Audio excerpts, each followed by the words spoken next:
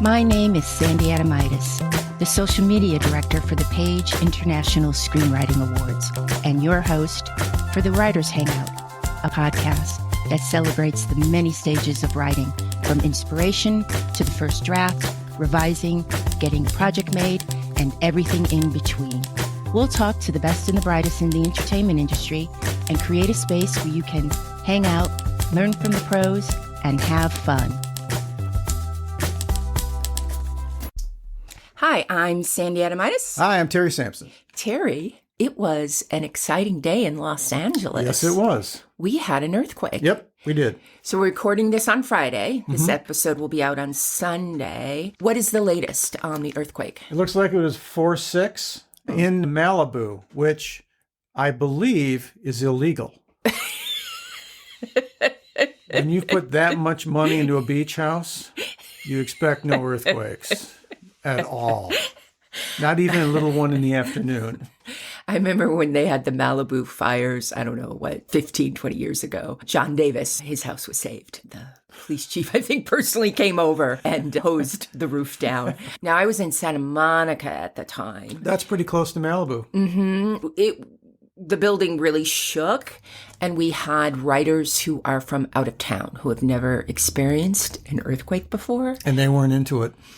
No, they had that shocked look on their faces after it was over. Do you remember that feeling, that first time you feel like, well, what do I do now? This doesn't make any sense. Is there a list? Should I put something on?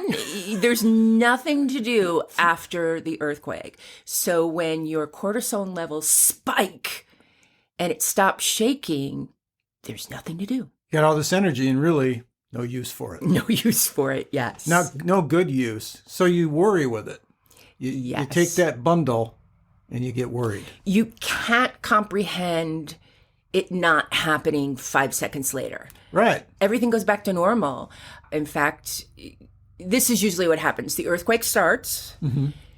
You pause, say, is this the big one? Right? Oh, yeah. At first we all say that to ourselves. It has ramped up in the past. Yes. If you've been around here as long as me, yeah. And you. So 5-10 seconds in, you can kind of tell it's not the big one. Mm-hmm. And then okay, how bad is it going to be? Yes.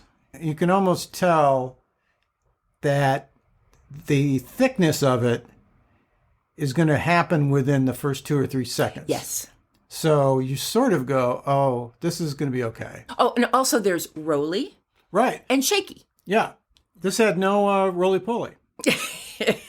And the roly-poly is the really interesting one because you sit and you go, okay, all right, now we're doing this. So it was very interesting to see the earthquake through the eyes of newbies that haven't gone through it.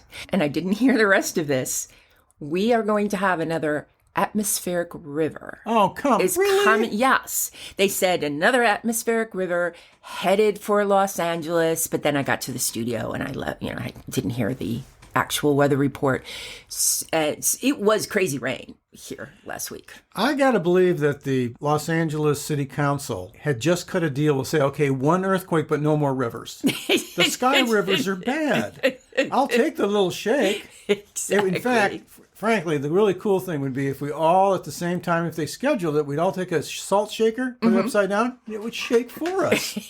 Put it a little on your popcorn. Let's make it fun. Today's episode, we're going to talk about public domain. On January 1st, 2024, after almost a century of copyright protection, Mickey Mouse, or at least a version of Mickey Mouse, will enter the United States public domain. What is public domain? Do you want to just take a shot at public domain and then I'll do the official encyclopedia version? I want to say it's like a dirty men's restroom. No? Elaborate? Public domain. It just sounds like it's a public place that you would go. And yikes. Yes. But it's not. No. I see where you were going there. It's almost like saying, we've made enough. They'll point to you as Mickey. Mickey and Mr. Disney. You've made enough money, okay? Okay, we're all getting there, in on it fancy now. pants. You've got a nice car. You're done. Okay, what is public domain?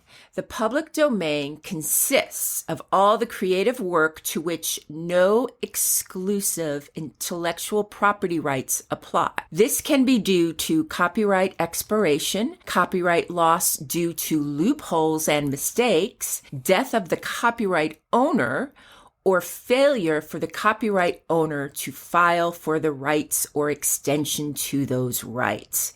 Because no one holds the exclusive rights, anyone can legally use or reference those works without permission. For example, as of 2024, the Steamboat Willie version of Mickey Mouse can now be utilized. Not Mickey current Walt Disney World waving his hand version. It's the Steamboat Willie. Because he was called Steamboat Willie at the time? Steamboat Willie is the first version of Mickey Mouse. Right. And he was in the shorts Steamboat Willie. And there was also that same character was a silent version, and it was called Plain Crazy. And this was in 1928. So Mickey leveled up over the years. Why am I bringing this up? Why am I talking this way? Well, for writers. Yes. Why should screenwriters be interested in public domain? Hollywood is obsessed with IP, intellectual property, books, magazine article, a song, TikToks now, intellectual property. But most screenwriters can't afford to buy the rights to the latest book or graphic novel. So they turn to public domain. Right. Don't have to pay for it. Back to Steamboat Willie. Again, that was the early version of Mickey Mouse. Now, Steamboat Willie was a technical marvel, one of the first cartoons featuring fully synchronized sound. It threw silent animation into being obsolete and launched an empire. Mickey Mouse is Disney. That is where the empire just exploded. You see, Walt was facing bankruptcy when director Alan Crosland's film, The Jazz Singer, which is known as the first talkie, The Jazz Singer, with long sequences of song and dialogue. It just took the United States by storm in 1927. People love sound. They really They did. just do. I can't stand him. That's from Singing in the Rain, which is about the silent movie stars moving into talkies. That's the line from the Queen of the Lot. It's an actress, and she's a silent movie star actress, and she's saying her lines for the very first time. And she's dressed up like Antoinette. And she's supposed to say, you know, I can't stand the man. And she keeps going, I can't stand him. It's one of my favorite lines. Okay, so Walt was facing bankruptcy, and then The Jazz Singer came out, and he said, wow, they're doing song and dialogue. I can do that. Walt sensed that sound meant big business, and he decided to stake it all on his talking mouse. Steamboat Willie opened at the New York's Colony Theater on April 18th, 1928, a date that would also be known as Mickey Mouse's birthday. Oh, how nice. So now that makes sense. I mean, so that will now make sense, I guess, if you can say what day Mickey Mouse was born. Or Steamboat Willie. I find this little problem in there where he wasn't really Mickey Mouse when he started out. He was Steamboat Willie. Yeah, he was Steamboat Willie. So like right now, and that is this date, have we reached that date of where it's... 2024 Steamboat Willie. So we could make a cartoon called Steamboat Willie, have it look just like Mickey Mouse and get away with it. We could do the adventures of Steamboat Willie takes on the Martians. Right. Or is dating Taylor Swift. Or is dating Taylor Swift, exactly. Maybe important. Taylor might have an issue with that, though. She's not in the public domain. It's I would spell her name Tailor. That's a difference. That'll work. Not a problem. Mm-hmm. The cartoon took 3 months to complete with an estimated budget of $4,000. I love this estimated budget because it's $4,986.14. What do you think that is in today's dollars? So say that again. 14? $4,986. That is $86,000. It's a pretty good guess. Actually, I only have the figure from 2020, $75,923. Okay. Disney himself performed the mostly unintelligible dialogue. The cartoon was a hit with audiences and lauded by critics for its ingenuity. So wasn't that a lot of Yeah, squeaks. squeaks, things like that? Yes. But the body movement and the rhythm that he was, moving his body around, so great. It's really great. Now, what's it about? A mischievous deckhand on a riverboat, Mickey, Steamboat Willie, to Minnie's delight, plays Turkey in the Straw and Animal Menagerie as his instruments. The tyrannical Captain Pete is not amused, and Mickey ends up peeling potatoes in the galley. Dum, dum. Walt did a test audience where the audience was seated in a room next to Disney's office. Now, I have been in Walt Disney's office because I worked in the animation building and I explored it on my own. The door was open. It's on the 3rd floor. Plus, when I was on Ghost Whisperer, Marianne chased a ghost from Walt's office. We'll do a podcast on that someday. Wow. And so he did this test audience. They were seated in a room next to Disney's office, from which they projected the film to an outside screen that was just a bedsheet. Of course. Wow. They kept the projector in the office so as to not interfere with the live sound that the team was providing for the screening. The film was literally projected through a window. The sound then was to come from behind the bed sheets. After the test screening went really, really well, Walt Disney contracted a band, a production sound system, and a conductor. But that first try at syncing the sound ended up being an absolute failure. So Disney sold his Moon Roadster to pay for another recording and another try. Wow. He sold his car. Sold his car to get the film done. Yeah. Moon Roadster. So I would imagine the top went down. Oh, must be. Yeah. Part of the reason the second try worked so well is that they added the bouncy ball on the screen to keep the tempo for the band like a visual metronome. And it was finally finished. Why do works go into public domain? Why? Yeah. I think it's the idea that eventually we all absorb these influences. And I know that in the music business, the deal is you get to be paid. Well, we're going to go into that dark area where I have to stay out of. You used to be able to get paid. So you're supposed to get royalties and everything for your entire life once you write something. And then your people, the people that you are attached to and you love, they're going to get it for another 50 years. That seems like a pretty good deal, especially for the people that didn't write it. And I just think at a certain point, it feels like it becomes part of the culture in which we can touch it and we know it and we reference it and it's part of our language and it's part of the way we look at things. Yes.